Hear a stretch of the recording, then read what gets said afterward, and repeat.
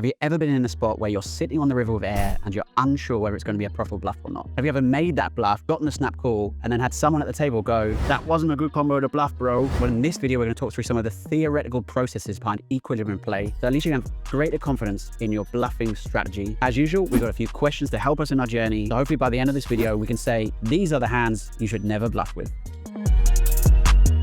Our first question is, which blockers make for terrible bluff candidates? Okay, here's a spot to test you guys. We're playing a king 7-2-9 ace board as the button against the big blind. You've bet the flop, you've bet the turn, and now on this ace of hearts river, you're thinking about which hands should you be bluffing with. Let's assume it's a competent reg, and you're trying to play this spot according to theory to begin with. What's going to be your process in determining the blockers? Now, first thing we can do is we can have a look at the filters, and let's have a look at our nothing. And so we can see an impact of blockers happening here. When we see, for example, a hand like Jack 10, we see Jack 10 isn't always bluffing. When we look at a hand like Queen 5 suited, which is obviously a better hand, we can see Queen 5 suited is always bluffing.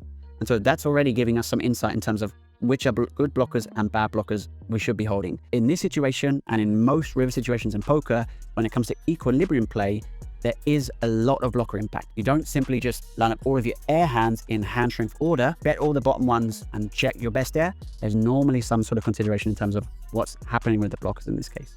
Now, in this specific case, there'll be a couple of things we have to pay attention to.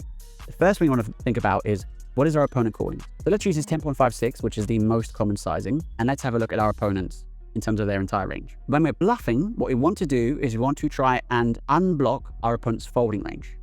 When we look at the hand matrix here, the folds are blue. Anytime we have cards that don't interfere with any of the blue folding range from our opponents, that's a very positive impact in terms of equilibrium play when it comes to your blocker impact. On top of this, if you hold cards which impact your opponent's green range, that's even better. So, all things being equal, a bluff is preferable when you have a combo that blocks the continuing range from your opponent and unblocks the folding range from your opponent. So how would blockers apply in this particular spot?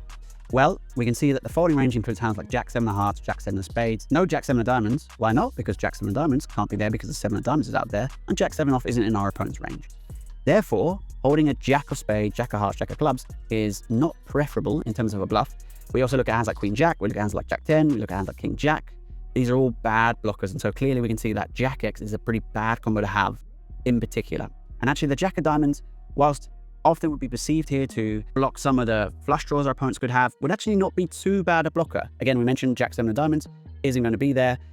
King Jack of diamonds has probably check raised the flop or the turn. See, they're check raising, so they're not in range because our opponent check calls them.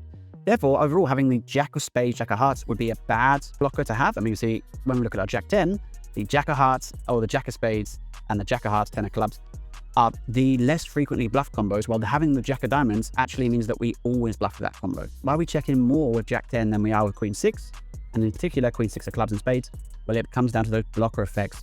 Trying to unblock our opponent's folds, because when we unblock our opponent's folds, our bluff is more successful and we gain more EV in that case, all things being equal relative to other hands. Question 2, when should you give up bluffing entirely? Now, this is a pretty interesting question, but let's kind of try and delve a little deeper. We're going to talk about a very specific part of poker here. And so let's try and stay on this King 7-2 board and see if I can make a point. And we'll pick a 7 of spades, for example.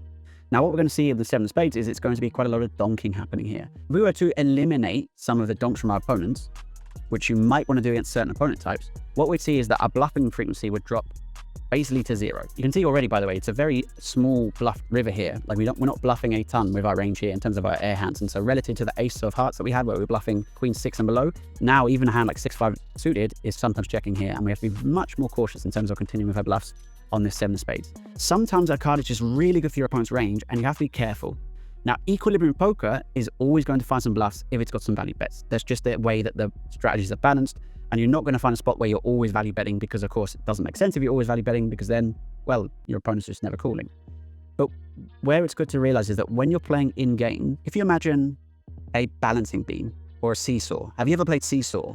Equilibrium poker is a lot like that with the two strategies. What happens is, if you strengthen one of the opponent's range, it doesn't just tilt slightly. Actually, any amount of imbalance on the river is just going to tilt things completely lopsided eventually. When you strengthen your opponent's range to an extent where they're now over meeting the minimum defense frequency, if you were to then no-lock the strategy and then resolve it with this new no-lock strategy and yourself trying to make maximal EV against that strategy, what you'd find then is that you'd actually have no bluffs at all. This 7 space is perhaps a very good example because unless you're playing an opponent that is donking this kind of strategy you're seeing on the left with lots of their King X and lots of their 7X, and isn't checking a greater frequency of these hands to check call, their range is going to be therefore too strong were you to bluff the river, meaning that when you do bet the river, you're going to see an reduction in the fold frequency, which moves your bluffing hands from being 0 EV checks, which they already are because they've no showdown, to actually a minus EV bet. So a very good minimally exploitative strategy when you're thinking about bluffing the river is to think about boards where there would be a significant equity shift. Those boards are typically often going to have a donking strategy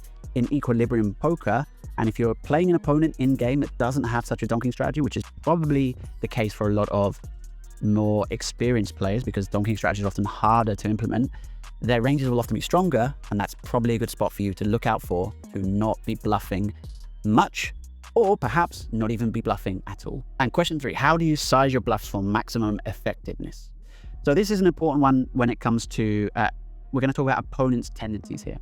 So let's pick a random river this time. We'll make it a bit more, we'll stay on this king 7-2, 9. We'll pick let's pick a Queen of Hearts. Big blind doesn't have a donking range here, and you can see that the button in equilibrium play, we've got a mixture of choices between the 150% from the button and just about 75%-ish from the button. And there are specific blocker properties in both cases. Now, if your goal is to play equilibrium poker, you want to be considering what these blocker properties are. Let's have a look, for example, at 10-6. 10-6 is always bluffing and is always bluffing with the maximal sizing. If we were to look at a different combination, let's take a hand like 8-5, for example. 8-5 is always bluffing, but is never bluffing with the big sizing and is in fact always bluffing with the small sizing. But nonetheless, has different incentives in terms of what it's trying to block, and therefore it's a way that in theoretical poker, you can over-realize EV by having a mixture of sizings compared to just one sizing when it comes to theoretical poker. You'll also have a lot of combos that are just generally mixed. So Jack 4 of Hearts, for example, is betting a mixture between the 100% pot and the 75% pot, while Jack 4 of Diamonds is actually betting the bigger sizing. But let's talk about what happens if we were to bet the 10.56 and think about our opponent's folds. And some of the combos that are folding would be hands like Ace 4, Ace 3 of Diamonds, Ace 6 of Diamonds. And obviously when we're holding the Jack 4 of Hearts or the Jack 4 of Spades, this incentivizes us to use the sizing because we unblock the folding range. Now, if we use the bigger sizing, we can start to see other hands start to fold. And so if we go back to the button and we look at, for example, a hand like Jack 4 or the Jack 5 of Diamonds, when we look at the response when we use the bigger sizing, we see that now suddenly the blocker impacts by holding that 4 of Diamonds are no longer so problematic. Yes, we block Ace 4 of Diamonds, but because our opponent is folding so much more and so many more different kinds of combos, that blocker effect is now much more minimal. So they're now folding 64%, and so this one combo in their range isn't so relevant compared to when we're betting 10.56, and they're folding only 38 combos, and so blocking that one combo has a bigger effect. Now, when it comes to exploitative play, one of the most important questions I always recommend poker players when they're trying to figure out the sizing for the river bets is effective targeting. Think about if you're on the button here and you're choosing whether to bluff the river or not. Think about what your opponent's range is and think about where you expect them to fold. A good question when you're bluffing is to actually think about your value bet. Something I always really like to ask poker players when it comes to determining their river betting strategy is to actually sometimes ask them when they're bluffing, what would be their sizing with their value portion of the range here? Let's pick a nice value bet that we'd have here. Let's pick pocket sevens, a nice clear value bet. If I was asking what would be your preferred size in pocket sevens, and I gave you a range of options and I said, what about 2x pot? What about jamming all in? What about 1.5x pot? What about pot? What about half pot, etc., etc.?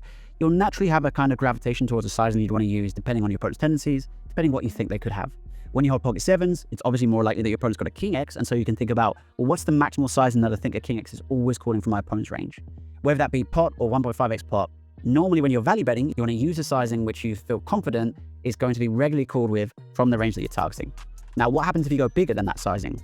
Maybe you start getting folds from your king X. That's a really good thing if you're bluffing.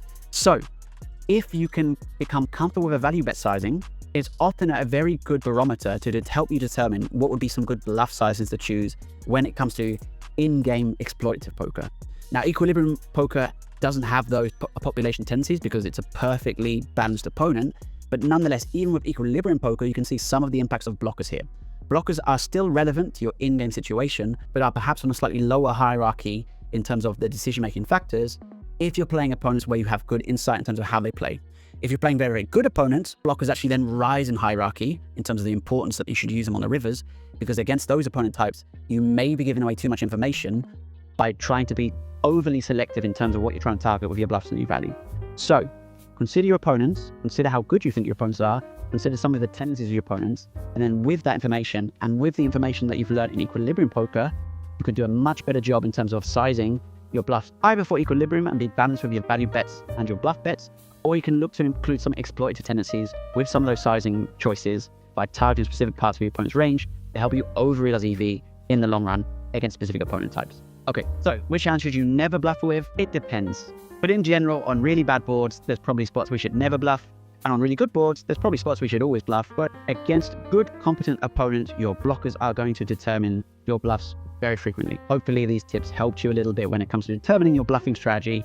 And I hope it gives at least a little bit more clarity in terms of how equilibrium poker is playing when it comes to those river decisions.